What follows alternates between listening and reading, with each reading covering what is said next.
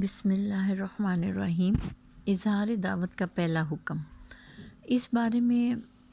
سب سے پہلے اللہ تعالیٰ کا یہ قول نازل ہوا، وَأَنذِرْ عَشِيرَتَكَ الْأَقْرَبِينَ، اور یہ آپ صلی اللہ علیہ وسلم اپنے نزدیک ترین قرابت داروں کو عذاب الہی سے ڈرائیے۔ یہ سورہ شعراء کی آیت ہے، اور اس میں جو ہے سب سے پہلے وہ حضرت موسیٰ علیہ السلام کا واقعہ بیان کیا گیا ہے، یعنی یہ بتایا گیا ہے کہ کس طرح حضرت موسیٰ علیہ السلام کی نبوت کا آغاز ہوا۔ پھر آخر میں بنی اسرائیل سمیت ہجرت کر کے جب حضرت موسیٰ علیہ السلام فرعون اور قوم فرعون سے نجات دلا کے اپنی لوگوں کو لے کر گئے، اور کس طرح سے فرعون اور آل فرعون جو ہے وہ غرق ہو گئے، تو ان تمام مراحل کا جو بتانا تھا وہ اصل میں یہ تھا کہ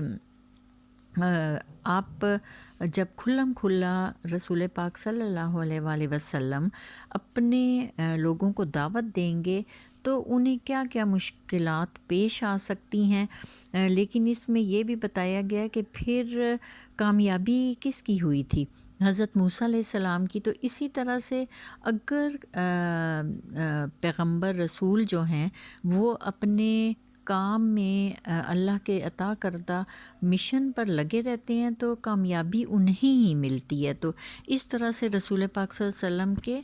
دل کو ڈھارس بندھائی گئی یہ واقعات بیان کر کے۔ اور دوسری بات یہ کہ اس قوم کا کیا حال ہوا جنہوں نے یہ بات نہیں مانی، اللہ کی دین پر، اللہ کے اوپر ایمان نہیں لے کے آئے، تو وہ ان کا انجام کیا ہوا۔ تو یہ ساری باتیں رسول پاک صلی اللہ علیہ وسلم کو بتانی تھی کہ کس طرح سے یہ آپ کے ساتھ کیا معاملہ پیش آئے گا، آپ نے کیسے ثابت قدم رہنا ہے، اور آخر میں کامیابی جو ہے وہ کس سے حاصل ہوتی ہے۔ اور اس صورت میں جو ہے وہ پھر اس کے بعد ذکر سورہ شعراء میں جو بتایا گیا ہے کہ پیغمبروں کو جھٹلانے والی اقوام کے بارے میں بتایا گیا ہے، جیسے فرعون اور قوم فرعون کے بارے میں، قوم نوح کے بارے میں، عاد سمود کے بارے میں، قوم ابراہیم کے بارے میں، قوم لوط اور اصحاب الایکہ کے بارے میں بتایا گیا ہے۔ اور اس کا مقصد یہی تھا کہ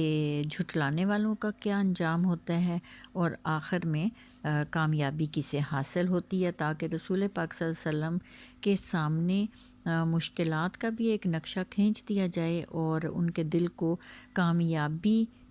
کا احساس دلا کے ڈھارس بھی بندھا دی جائے۔ تو اس وجہ سے